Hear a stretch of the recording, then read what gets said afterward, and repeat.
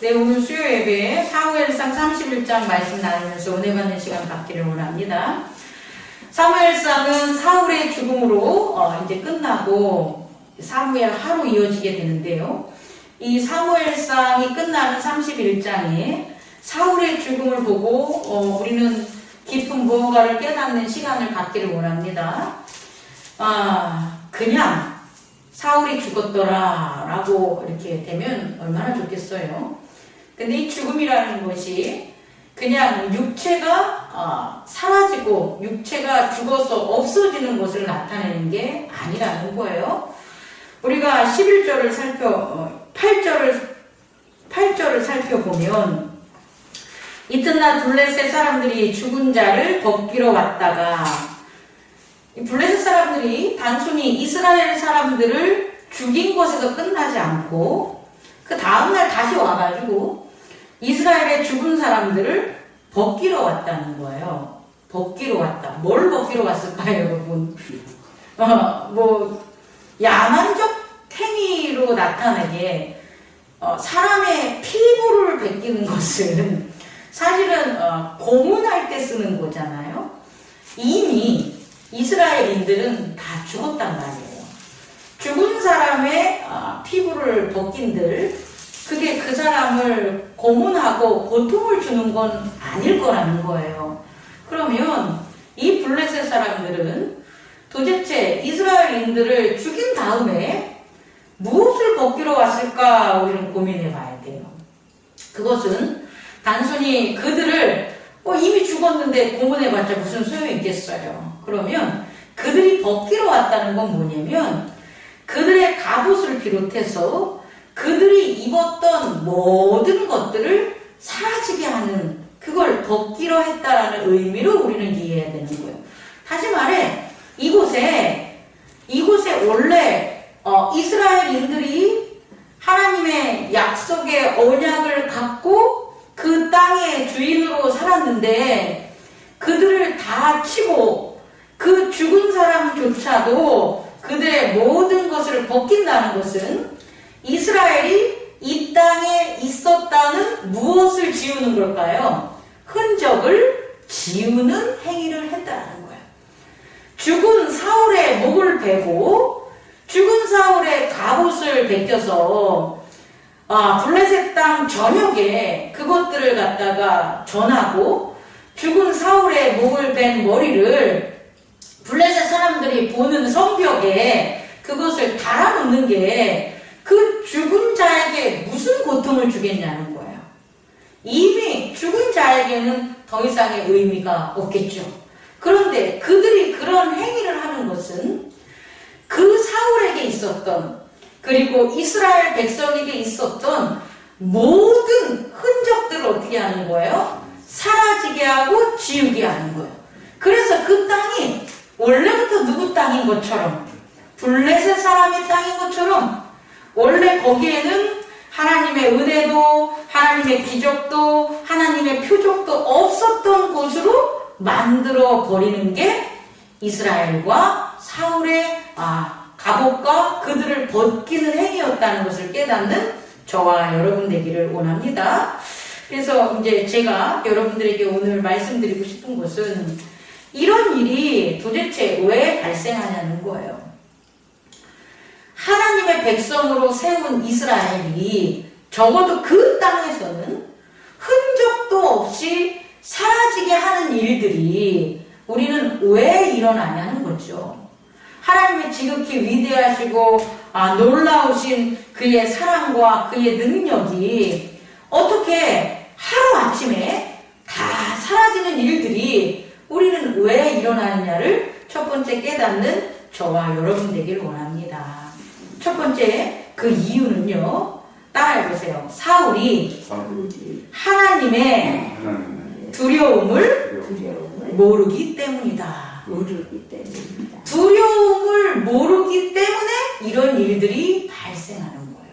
그럼 두려움을 우리는 무서움이라는 것으로 얘기를 하지만 성경에서 나오는 두려움은 반드시 경외함의 의미로 깨달아야 돼요.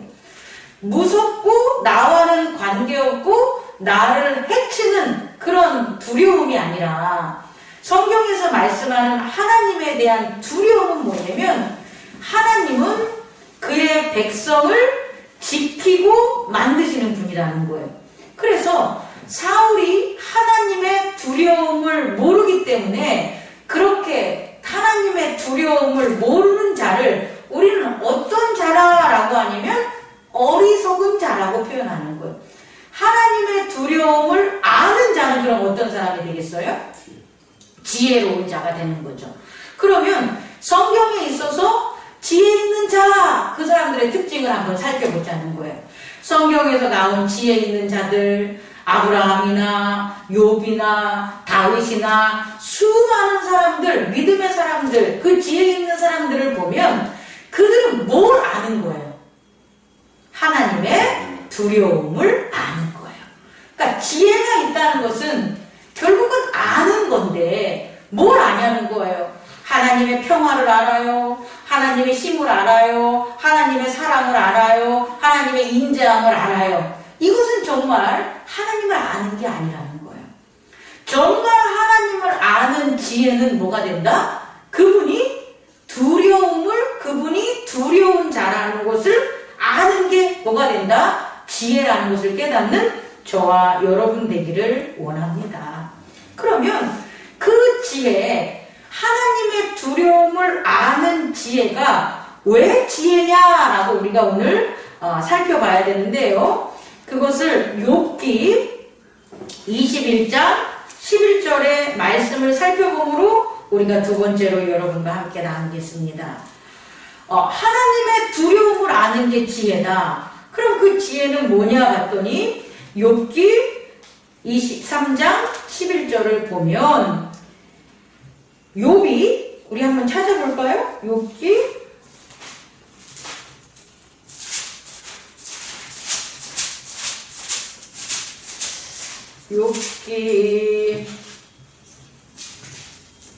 23장 11절을 보면 이렇게 나와 있습니다. 10절부터 보면 그러나 내가 가는 길을 그가 아시나니 그가 나를 단련한 후에 내가 순금같이 되어 나오리라. 11절 내 발이 그의 걸음을 바로 따랐으며 내가 그의 길을 지켜 치우치지 아니하였고 12절 내가 그 입술의 명령을 어기지 아니하고 정한 음식보다 그 입의 말씀을 귀히 여기도다. 15절 그러므로 내가 그 앞에서 떨며 지각을 얻어 그를 두려워하느니라.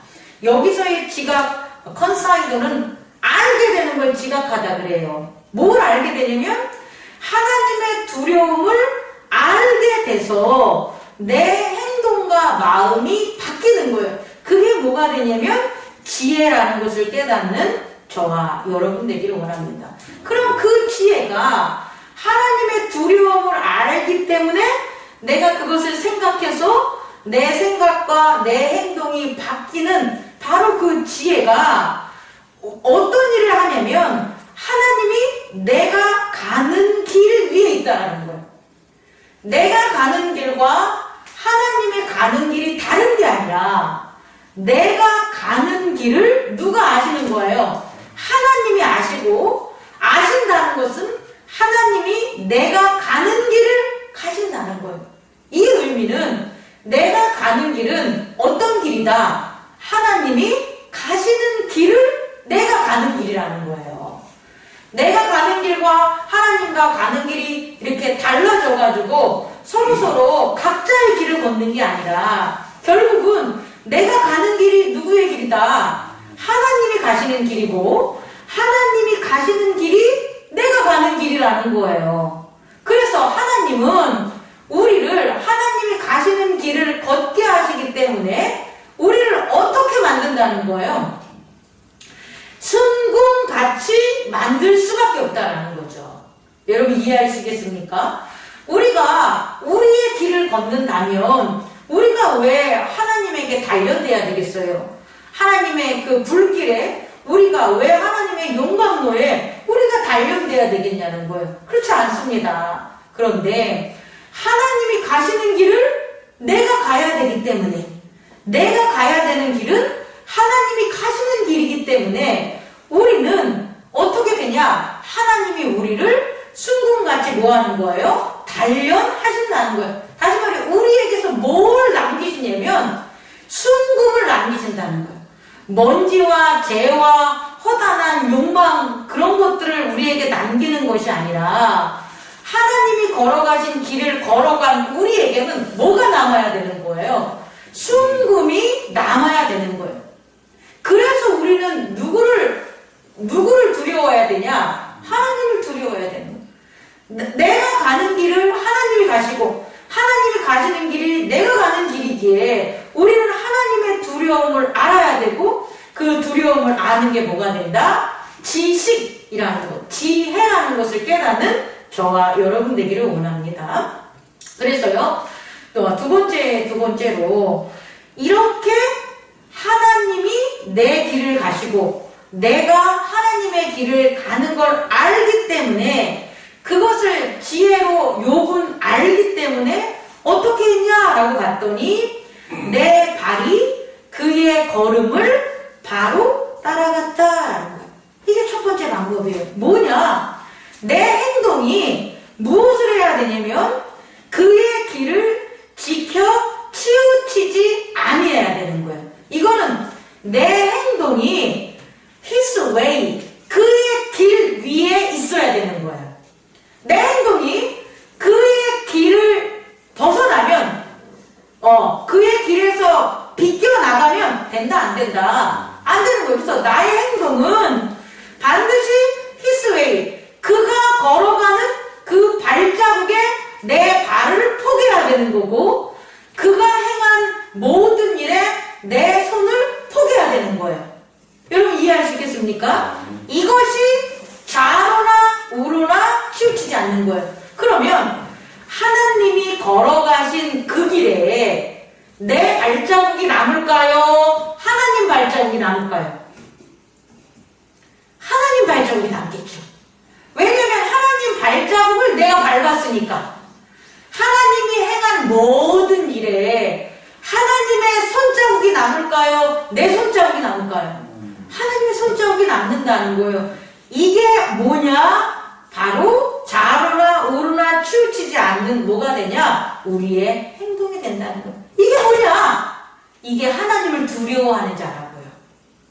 하나님을 두려워하는 자는 하나님의 걸어가신 발에 내 발자국을 남기지 않고 하나님이 하신 손길에 내 손자국을 남기지 않는 거예요. 그게 하나님을 두려워하는 거예요. 근데 하나님을 두려워하지 않는 자는 하나님이 걸어가신 길이라고 하면서 자기의 발자국을 사막에 어지럽게 남겨놓고 하나님의 하신 일이라고 하면서 자기의 손에 더러운 자국들을 사방에 남겨놓는 것, 그게 바로 하나님을 두려워하지 않는 자의 행동이라는 것을 깨닫는 저와 여러분 되기를 원합니다. 또한 두 번째, 세 번째로 하나님을 두려워하는 자는 뭐냐면 12절 내가 그의 입술의 명령을 어기지 아니했다는. 그러면 하나님의 말씀을 어기지 아니했는데 왜 어기지 않았냐 봤더니 정한 음식보다 그의 입의 말씀을 귀히 여겼다는 거예요. 우리가 하나님의 말씀을 명령을 순종하지 않는 이유는 그냥 딱 하나예요. 그 말씀을 귀하게 여기지 않는 거예요. 그 말씀보다 우리의 오욕칠정에 먹고 자고 누리고 명예롭고 자기의 자랑이 나타나는 그런 것들을 더 중하게 여기는 거예요. 그러면 당연히 그의 말씀을 순종할 수가 없어요. 그의 말씀을 순종한다는 것은 그의 입에 나오는 그의 말씀이, 하나님의 말씀이 내 삶에 있는 모든 영역보다 뭐하다는 거예요? 귀하다는 거예요. 그래서 우리는 그의 말씀을, 그의 명령을 뭐하는 거예요? 순종할 수 있는 거예요. 욥은 그랬다는 거예요. 욥은 하나님의 은혜를 받아 부유하게 살고 하나님의 축복을 받아 가족들도 풍성하고 그를 따르는 많은 자들이 있었단 말이에요. 그런데 그가 누리는 그와 같은 재물이나 명예나 어떤 여러 가지 그가 누리는 환경이 하나님의 말씀보다 더 귀하지 않았다는 거예요. 욥은 그 모든 것보다 누구의 말씀을 더 귀하게 여겼냐? 하나님의 말씀을 귀하게 여겼다는 거예요. 그래서 하나님이 욥을 뭐라고 했냐면 의롭다 칭한 거라는 거예요. 이것은 신약에 있어서 예수 그리스도에게 나타날 수 있는 거예요. 예수 그리스도는 그의 제자들보다, 그의 가족보다, 그가 누린 능력보다 무엇을 귀히 여겼냐? 하나님의 말씀을 귀하게 여김을 우리는 깨달아야 돼. 그래서 욥이 사단의 시험을 당한 그런 것처럼 예수 그리스도도 사단의 시험을 당하여 십자가에 못 박혀 돌아가셨지만 결국 그들의 재산이나 그들의 생각이나 그들의 경험이 그들의 지식이 남은 게 아니라 그 후에 무엇이 남았냐면 하나님의 말씀이 남겨졌다는 거예요. 욥이 사단의 시험 받은 것도 하나님의 말씀을 남기기 위한 거고 예수 그리스도가 십자가에 못 박혀 돌아가신 것도 하나님의 말씀을 남기기 위한 그 귀한 말씀임을 깨닫는 저와 여러분 되기를 원합니다. 말씀을 마치려고 합니다. 그러므로 내가 그 앞에 떨며 지각을 얻어 두려워하리라 라는 것은 뭐냐면 먼저 떠는 두려움으로 나아갔을 때 하나님께서 지식을 준 거예요. 그리고 그 지식으로 말미암아 하나님은 두려운 분이라는 것을 증거하고 증명하였다는 것을 깨닫는 저와 여러분 되기를 원합니다.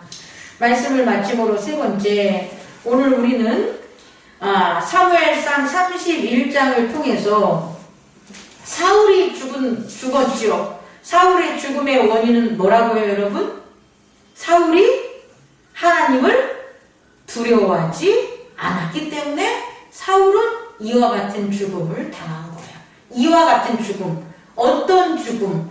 블레셋 사람들에게 목을 베이고 온 이스라엘의 껍질을 벗기게 되고 그의 갑옷과 그의 모든 것들을 블레셋 지경에 사방에 흩어지고 아스다드 신전에 걸어둘 그런 처참한 비극적인 죽음을 당하게 된 원인이 뭐냐 보면 사울이 누구를? 하나님을 두려워하지 않았기 때문이다. 하나님 앞에서 떨며 두려워하지 않았기 때문에 그가 하나님의 지혜와 지식을 얻지 못하고 하나님을 알지 못하는 자였기 때문에 이러한 죽음을 당했다는 것을 깨닫는 저와 여러분 되기를 원합니다. 그런데요, 마지막으로 사울이 이렇게 죽었다고 사울에게 있었던 하나님의 그 정하고 귀한 것들이 다 사라진 건 아니에요.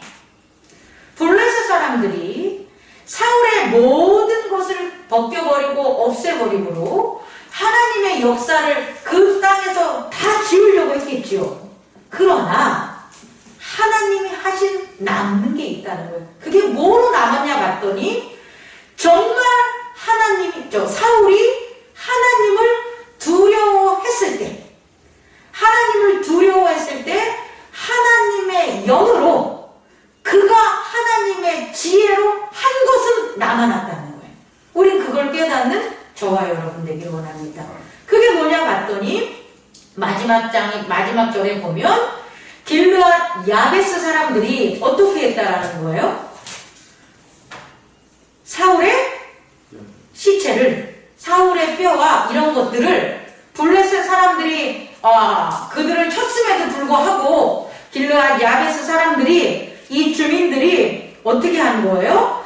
그 블레셋 사람들이 사울에게 행한 일을 듣고 모든 장사들이 일어나 밤새도록 달려가서 사울의 시체와 그의 아들들의 시체를 벳산 성벽에서 내려가지고 야베스에 돌아가서 거기서 불사르고 그의 뼈를 가져다가 야베스 에셀나무 아래에서 장사하고 7일 동안 금식하였도다. 이것은 뭐냐면 길르앗 야베스 주민들이 블레셋에 횡포함에도 불구하고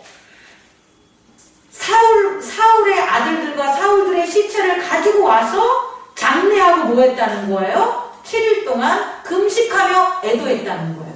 왜? 왜 길르앗 야베스 사람들이 이렇게 했냐는 거예요. 그 이유는 사울이 사무엘상 10장, 11장에 길르앗 야베스 사람들을 뭐 했다는 거예요? 도왔어요.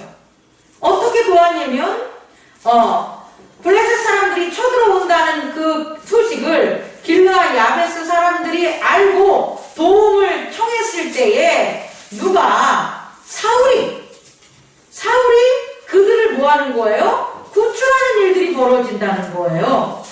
그때에 어떻게 했냐 봤더니 사울이 여호와의 영에 뭐해서 사로잡혀서, 그래서 우리가 길르앗 야베스 사람들을 뭐하자? 길르앗 야베스 사람들을 구하자 라고 해가지고 길르앗 야베스 사람들을 구했단 말이에요. 누가? 사울이. 뭐로? 하나님의 영에 감동되어서.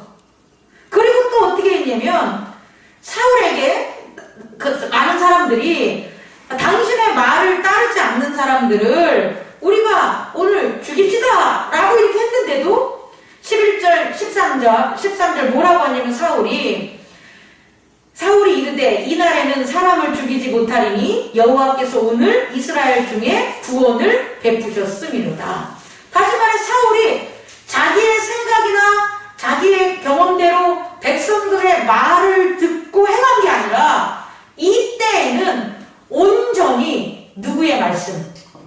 하나님의 말씀을 정한 음식보다 귀하게 여기고, 또 하나님의 발걸음, 하나님이 가시는 발걸음이 내가 가는 길이라고 온전히 순종해서 그의 행실이 하나님보다 앞서지도 않았고 그의 생각이 하나님보다 뒤서지도 않았다는 거예요. 다시 말해 이것만은 사울이 하나님을 경외함으로 두려움으로 아는 그 지식으로 정금같이 뭐한 거예요? 하나님 안에서 단련됐었을 때 나타난 상황이라는 거예요. 이것만은 하나님은 뭐라는 거예요? 지워지지 않게 한다는 거예요. 이렇게 하나님에게 순종했었을 때에 사울이 오직 남긴 그 정금은 하나님께서 뭐 하시겠다? 어떤 누구들에도 잊혀지지 않고 증거하고 남겨지겠다는 것을 오늘 사무엘상 31장 길르앗 야베스 사람들이 누구를 장사함으로 사울과 사울의 아들들을 장사하고 금식하고 애도하는 모습으로 기록되게 했다라는 거예요. 다른 모든 사울이 했던 것들은 다 지워졌지만 뭐만 남긴다. 하나님이 걸어가신 하나님의 발자국과 하나님의 손길에 합하여 행한 사울의 이 모습만은 길르앗 야베스 사람들의 속에 뭐했다? 기록되고 남아있음을 깨닫는 저와 여러분 되기를 원합니다. 우리도 마찬가지라는 것. 우리가 지나온 삶 속에서 우리의 행동이 하나님의 하나님을 두려워하지 않고 지혜롭지 못한 많은 것들이 있었겠죠. 그 많은 것들은 예수 그리스도의 보혈로 다 사라지고 다 씻겨지고 잊혀짐을 당했다면 우리가 예수 그리스도 안에서 그의 말씀을 귀히 여겨서 그의 행함에 순종한 단 하나가 있더라도 그 귀한 순종들은 여전히 우리 안에 남아서 그 순금이 하나님의 말씀을 경외하는 지식을 우리에게 줌을 깨닫는 저와 여러분 되기를 원합니다. 기도하겠습니다. 도와주시기 바랍니다.